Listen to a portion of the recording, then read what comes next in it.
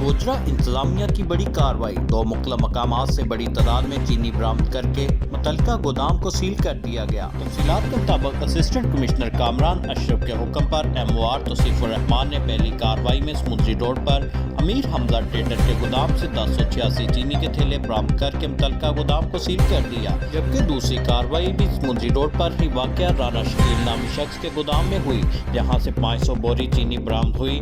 MOR Tausif Rahman ने कार्रवाई करते हुए दोनों गोदाम सील कर दिए। इस मौका पर असिस्टेंट कमिश्नर गोजरा का कहना था कि ज़ख़ीरा अंदोज़ों के खिलाफ कानूनी कार्रवाई का आगाज़ कर दिया गया है। ज़ख़ीरा अंदोज़ किसी भी रायत के मुस्तहिक़ नहीं।